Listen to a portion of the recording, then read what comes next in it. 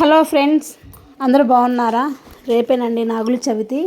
నాగుల చవితి రోజు ఎలాంటి హడావిడి లేకుండా, ఎలాంటి భయం లేకుండా తొందరగా ఈజీగా సింపుల్గా అయితే పూజ ఎలా చేసుకోవాలో నేనైతే నా వీడియోలో చెప్తాను. వీడియోలకు వెళ్ళే ముందు లైక్, సబ్స్క్రైబ్ అండి. చాలామందికి నాగుల చవితి అంటే పూజ ఎలా చేసుకోవాలి, పాలు ఎలా పోయాలి, చలిబిండి ఎలా చేయాలని అనుకుంటారండి. నాకు ఫస్ట్లో అయితే ఇలా పూజ అయితే తెలియదండి. నేనైతే 2 సంవత్సరాల నుంచి అయితే ఇలా చేసుకుంటున్నాను. నాగమయ్య స్వామికి నాకు తెలిసిన పూజ అయితే మీకు ఎలాంటి భయం లేకుండా ఈజీగా రేపైతే అప్పటికప్పుడు చేసుకోండి. మార్నింగ్ ఉదయం 5 గంటలకే లేవండి. ముందుగా మీరు లేచిన వెంబటనే ఇల్లు మొత్తం శుభ్రం చేసుకొని ఇంట్లో పూజ చేసుకోండి. దేవుడికి అయితే నా పూజ అయితే ఉదయం కంప్లీట్ అయింది 6 o'clock కల్లా. తర్వాత అయితే బియ్యం అనేది ఒక గ్లాస్ అయితే నానేసుకోండి. బియ్యం బాగా నానితే చలిబిండి అయితే మనమైతే రెడీ చేసుకోవాలి. చలిబిండి ఎలా రెడీ చేసుకోవాలో నేనైతే మీకోసం వీడియో అయితే షూట్ చేశాను. నాగమయ్య స్వామికి ఎంతో ఇష్టమైన చలిబిండి, సజ్జనానబాలు, ఆవు పాలు అయితే ఆయన పుట్ట దగ్గరికి వెళ్ళి పెట్టండి. ఆయనకంటే చాలా ఇష్టం అండి. అదైతే ఖచ్చితంగా చేయాలి మీరైతే. నేనైతే ఒక గ్లాస్ నానేసుకొని ఫస్ట్ అయితే ఒకసారి క్లీన్ చేసుకొని వడగట్టుకున్నా అండి. మనకి బియ్యం అనేవి అసలు తడి లేకుండా ఉండాలి. కొంచెం గాలి అనేవి రావాలి. బియ్యం శుభ్రంగా ఆరిపోవాలండి. కనీసం 1 hour అయినా మనకు పట్టిద్ది. అందుకే ఫ్యాన్ గాలి కింద అయితే నేనైతే పెట్టుకున్నాను. ఒక క్లాత్లో వేసుకొని తర్వాత అయితే మనం మిక్సీ వేసుకొని కొంచెం జల్లించుకోండి. అది మీ ఇష్టం అండి. జల్లించుకపోయినా ఏం కాదు, అప్పటికప్పుడు చేసుకోవాలి. ఇదైతే మనం ఉదయం 9, 10ంటికి వెళ్తాం కదండి మనం టెంపుల్కి. ఈలోపు ఇవి నానేసుకోండి. ఉదయం లేచినమ్మటి నేను నానేసుకుంటే తొందరగా నానిపోద్ది. నేనైతే మార్నింగ్ అయితే నానేసుకున్నాను. 5 o'clockకి నానింది. చలిబిండి అయితే రెడీ అయింది. వీడియోలో చూపించిన విధంగా చలిబిండి చేయండి. తర్వాత మా ఇంటి దగ్గరలో ఉన్న గుడికి అయితే నేను వెళ్ళాను. శివుడి గుడి దగ్గరే మాకైతే నాగమయ్య స్వామి పడగల విగ్రహం అయితే ఉంది. ఇంకా రావి చెట్టు కూడా ఉంది. నాకైతే చాలా బాగా నచ్చింది ఆ టెంపుల్ అయితే. శివయ్య, వినాయకుడు, నాగమయ్య స్వామి, రావి చెట్టు కూడా ఉంది. సమయానికి రావి చెట్టు కింద పూజ చేసుకున్నా కూడా మనకు చాలా మంచిదండి. పనిలో పనిగా రావి చెట్టు కింద కూడా పసుపు, కుంకుమ, పూలు పెట్టి ఒక దీపారాధన అయితే చేయండి. ఒత్తి వేసి నువ్వుల నూనె వేసి ఒక ప్రమిదిలో. తర్వాత అయితే నేనైతే మా చిన్నోడితో అయితే దేవుడికి అయితే పాలాభిషేకం అయితే చేస్తున్నాను. ఫస్ట్ మీ దగ్గర ఒక బాటిల్ అయితే వాటర్ అయితే తీసుకెళ్ళిన ఇంటి దగ్గర నుంచే ఫస్ట్ మనం దేవుడికి ఒక మంచినీరుతో అభిషేకం అయితే చేయాలి. అదే జలాభిషేకం. తర్వాత అయితే మన పాలతో చేయాలి.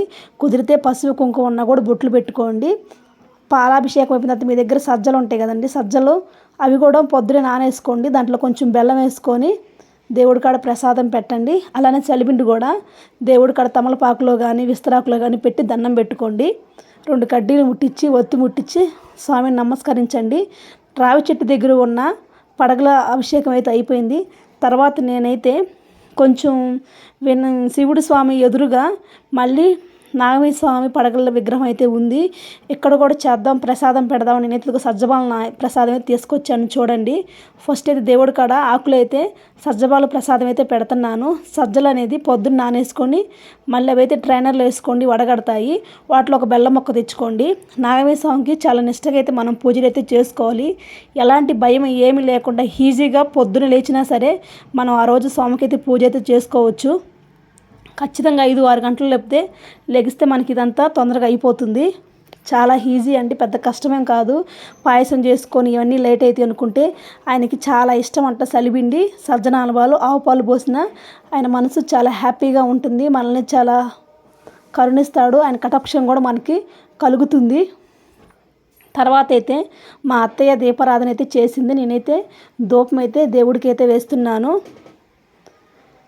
మేమందరం అక్కడ ఆవు పాలతో పాలాభిషేకం అయితే చేసాము. నేను ఉండేది కర్ణాటక కాబట్టి నాకు ఆవు పాలు అయితే చాలా ఈజీగా అయితే దొరుకుతాయి. ఆవు నెయ్యి కూడా చాలా సింపుల్గా దొరుకుతుంది.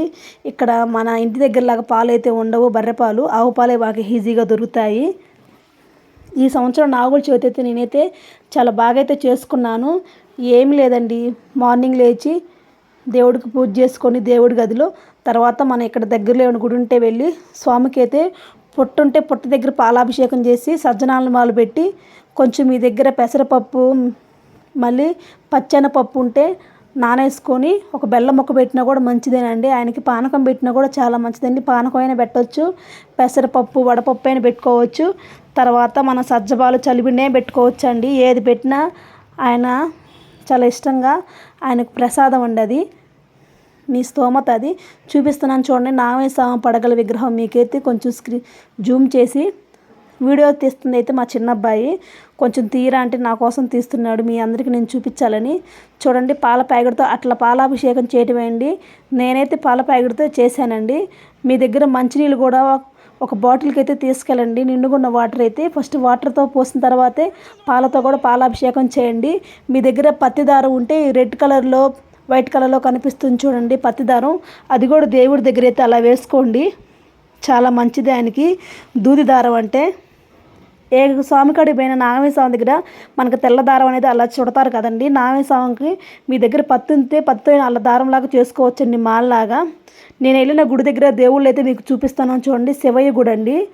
నాగమయ్య స్వామి ఎదురుగానే ఉందండి శివుడిది లింగం. చాలా బాగుంటుందండి. గుడి అయితే ఎప్పటి నుంచో ఉందంట. నాకైతే గుడి చాలా బాగా నచ్చింది, మీ అందరికీ చూపిద్దామని. నేను ఉండేది కర్ణాటక, హుబ్లీలో ఉన్న టెంపుల్ అయితే మీ అందరికీ చూపిస్తున్నాను చూడండి. అంతే ఫ్రెండ్స్, వీడియో నచ్చితే చిన్న లైక్, సబ్స్క్రైబ్స్ ఇవ్వండి. ఇలాంటి వీడియోలు మీకు ముందుకు తీసుకొస్తాను.